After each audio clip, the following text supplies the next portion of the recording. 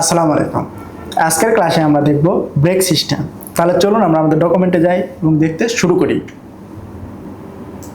আমরা আমাদের ডকুমেন্টে চলে আসলাম। আসার পরে আমরা আজকে এই লেআউট ট্যাবের অধীনে একটু হাইলাইট করে দেখাই আপনাদের।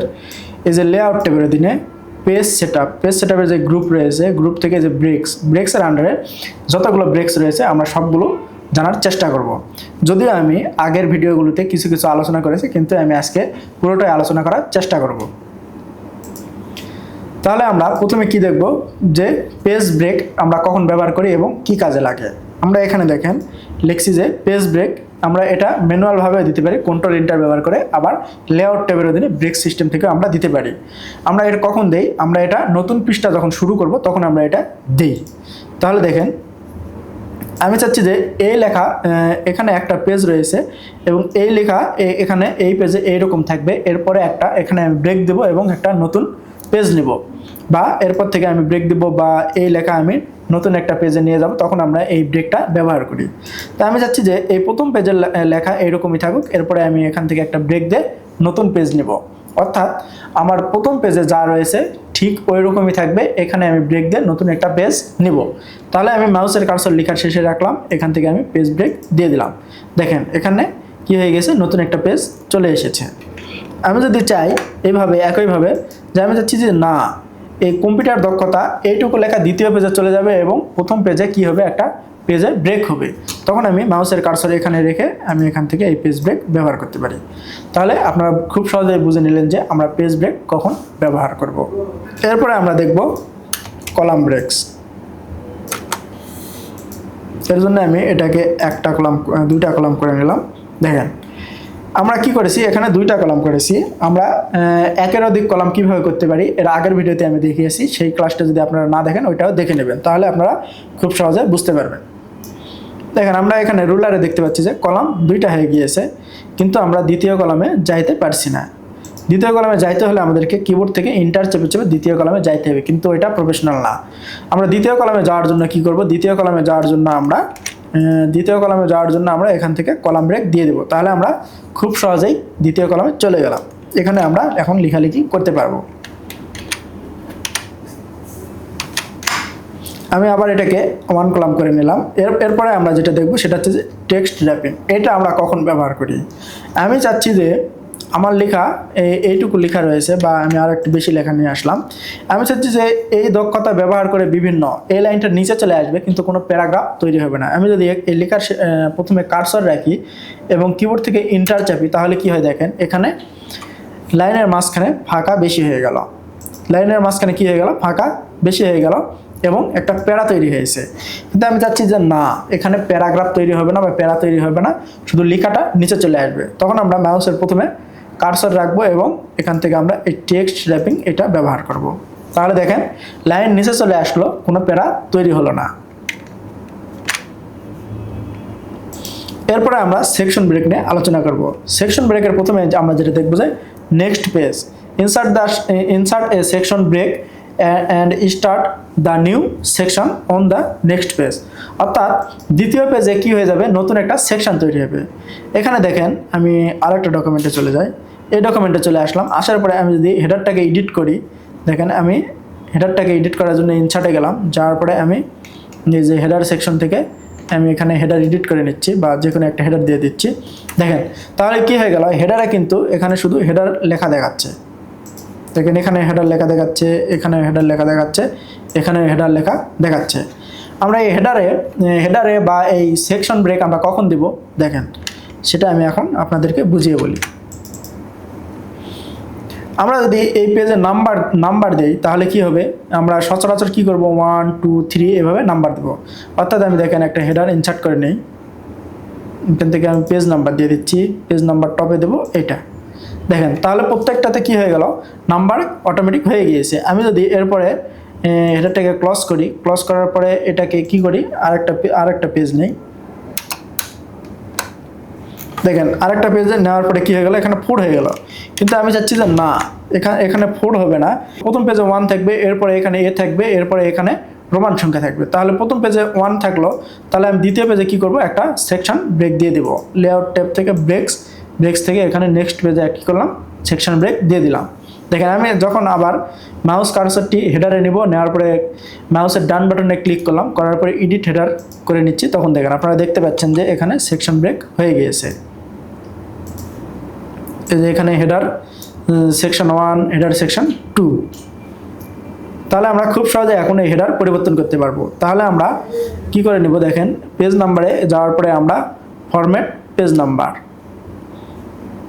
এখানে আমরা লিঙ্ক টু প্রিভিয়াস, অর্থাৎ প্রথম সেকশনের সাথে লিঙ্ক হবে কি না পরের সেকশনের, সেটা আমরা রাখবো কি না, না আমরা রাখবো না। তাহলে আমরা প্রথমে এটা তুলে দেব, লিঙ্ক টু প্রিভিয়াস আমরা উঠাই দেব। দেওয়ার পরে দেখেন আমি ফরম্যাট পেজ নাম্বারে গেলাম, যাওয়ার পরে আমি এখান থেকে চাচ্ছি যে ABC দিয়ে শুরু হবে পেজ নাম্বার, অ্যাট স্টার্ট, অর্থাৎ ABC এভাবে শুরু হবে। তাহলে দেখেন AB দিয়ে শুরু হয়ে গেল। প্রথম পাতায় কি থাকলো, হেডারের পেজ নাম্বার কি থাকলো 1, পরের পাতায় B এবং এখানে C থাকলো। এছাড়া আপনারা এখানে লিখেও পরিবর্তন করতে পারবেন। এখন আপনি যদি এখানে পেজ নাম্বার কি করতে পারেন, যে পেজ নাম্বার এখানে আপনি এখন এটাতে রোমান দিবেন। তাহলে হেডারটাকে ক্লোজ করলাম, ক্লোজ করার পরে এটাতে আমি আবার সেকশন ব্রেক দিয়ে নিচ্ছি। এখানে আমি সেকশন ব্রেক দিয়ে নিলাম। এরপরে হেডারটাকে আমি কি করলাম, এডিট করলাম। এডিট করার পরে এখানে আমি লিঙ্ক টু প্রিভিয়াস না উঠাই দিলাম, কারণ লিঙ্ক টু প্রিভিয়াস রাখবো না, ফরম্যাট পেজ নাম্বার। এটা করার পরে আমি এখানে রোমান সংখ্যা দিয়ে দিচ্ছি, অ্যাট স্টার। তাহলে কি হয়ে গেল, দেখেন প্রথম পাতায় আমার 1, পরের পাতায় A, তারপরের পাতায় রোমান সংখ্যাতে আমি কি করলাম, পেজ নাম্বার দিয়ে নিলাম। এভাবে আপনারা পেজের বর্ডার, তারপরে পেজের কালার পরিবর্তন করতে পারেন। তাহলে আমরা খুব সহজে দেখে নিলাম যে সেকশন ব্রেকের মাধ্যমে কিভাবে হেডার ভিন্ন করা যায়। দেখেন এখন যদি আমি এখানে লেখার মাধ্যমে হেডার ভিন্ন করতে চাই, তাহলে আমি এখানে কি করব, আমি যদি লিখি হেডার 1, তাহলে দেখেন পরেরটাতে কিন্তু 1 চলে আসলো। এখানে আমি এখন যদি লিখতে চাই 2, তাহলে আমরা কি করব, হেডারটাকে ক্লোজ করব, সেকশন ব্রেক দিব, লেআউট ট্যাব থেকে সেকশন ব্রেক দিয়ে দেব। দেওয়ার পরে হেডারটাকে এডিট করে নেব, নেওয়ার পরে লিঙ্ক টু প্রিভিয়াস এটা উঠাই দেব। দেওয়ার পরে এখানে আমি লিখব 2। আপনারা এইভাবে এডিট করতে পারেন।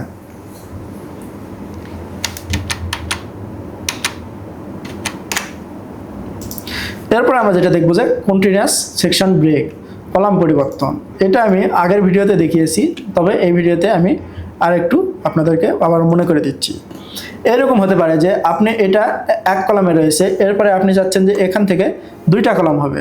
তাহলে আপনি এখানে দেখেন আমি যখন 2তে চাপ দিচ্ছি, পুরা পেজই 2 হয়ে গেল। তখন আমরা কি করব, একই পেজে আমি হয়তো একটা কলাম নিলাম, এরপরে 2টা কলাম নেব, এরপর 3টা কলাম নেব। অর্থাৎ আমি এই যে নিউজ লেটার সিস্টেম দেখিয়েছিলাম, দেখেন এটা করার সময় আমি যেরকম কলাম নিয়েছিলাম বা সেকশন ব্রেক ব্যবহার করেছিলাম, কন্টিনিউয়াস সেকশন ব্রেক, সেই রকমই এটা আমি ওই যে বিভিন্ন কলাম নেওয়ার জন্য। তাহলে আমি এখানে একটা কি করছি, ব্রেক দিয়ে দিচ্ছি। দেখেন ব্রেক দিয়ে দিচ্ছি, সেটা হচ্ছে যে কন্টিনিউয়াস সেকশন ব্রেক দিয়ে দিলাম। এখন আমি এখানে ইচ্ছা মতো আমার কলাম নিতে পারবো। আমি এখানে 3টা কলাম নিয়েছি, দেখেন আমি এখানে 3টা কলাম নিয়েছি। তাহলে খুব সহজে আপনারা এখানে 1-এর অধিক বা 2-এর অধিক 1-এর অধিক কলাম নেওয়ার জন্য আপনারা এই সেকশন ব্রেক ব্যবহার করতে পারেন। এরপরে আমি যেটা দেখাবো সেটা হচ্ছে যে ইভেন এবং ওড পেজ। ইভেন এবং ওড পেজ কীভাবে কাজ করে, ইভেন এবং ওড পেজ কাজ করে যে দেখেন, ইভেন পেজ অর্থাৎ জোড়া পেজের মধ্যে ব্রেক দিবে এবং ওড পেজ কি করবে, বেজোড় পেজের মধ্যে ব্রেক দিবে। তাহলে এটা কিভাবে কাজ করে, আমি যদি এখানে মাউসের কার্সর রাখি, রাখার পরে আমি যদি ইভেন পেজে ক্লিক করি, তাহলে দেখেন কি দেখাচ্ছে 1, এটা কি 1, এটা হলো 2। এরপরে আমি যদি আবার এখানে ইভেন পেজে ব্রেক দেই, তাহলে দেখেন এখানে দেখানোর কথা ছিল কি 3, কিন্তু তা না দেখিয়ে দেখাচ্ছে 4। এইভাবেই হলো ইভেন পেজ কাজ করে। ওড পেজও ঠিক একইভাবে বেজোড় পেজের মধ্যে ব্রেক দেয়।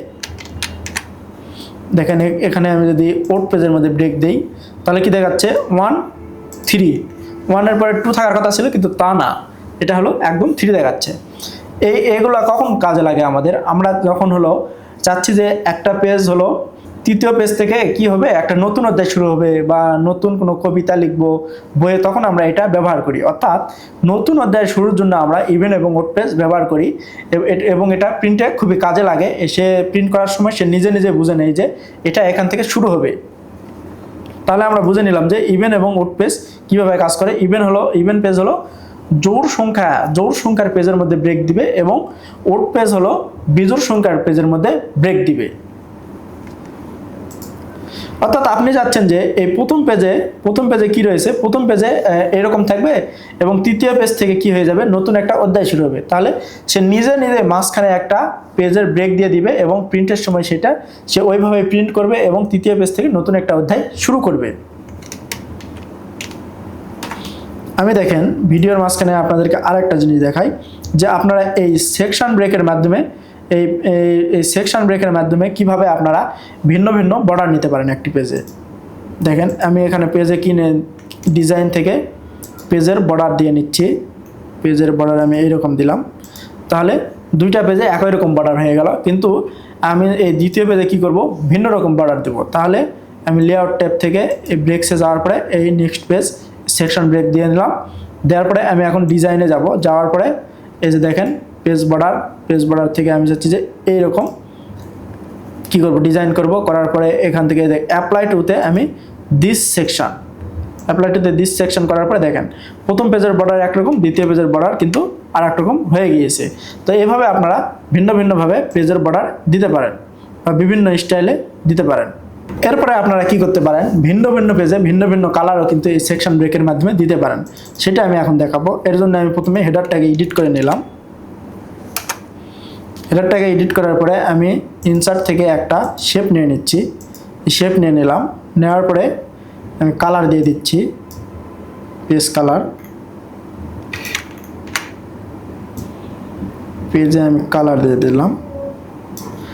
দেওয়ার পরে আমি ফিল কালারটা একটু অন্যরকম করার পরে আমি এই রেপ টেক্সট থেকে এখান থেকে আমি বিহাইন্ড টেক্সট করে নিলাম। নেওয়ার পরে আমি এটাতে কি করব, সেকশন ব্রেক দিয়ে নেব।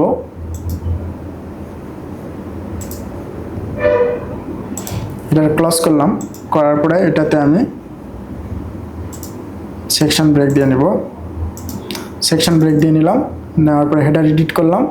করার পরে আমি হেডারে আসার পরে মাউসের বাম বাটনে ক্লিক করলাম। করার পরে শেপ ফরম্যাট চলে আসবে।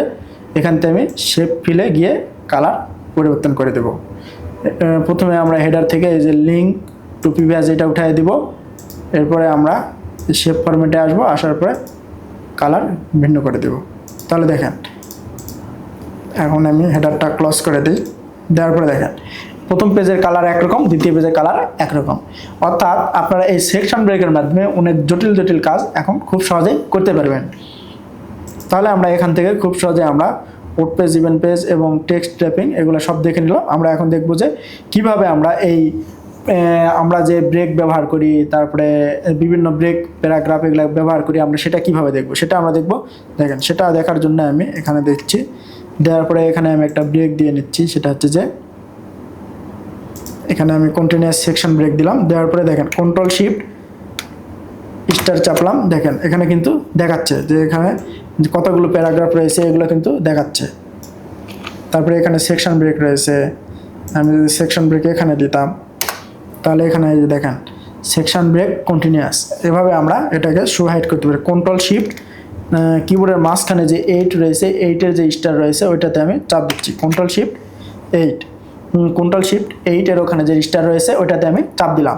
তাহলে এইভাবে আমরা আমাদের এই যে বিভিন্ন সেকশন ব্রেক বা বিভিন্ন প্যারাগ্রাফ আমরা কি ব্যবহার করছি আমাদের ডকুমেন্টে, সেটা আমরা খুব সহজেই দেখতে পারবো এবং হাইড করতে পারবো।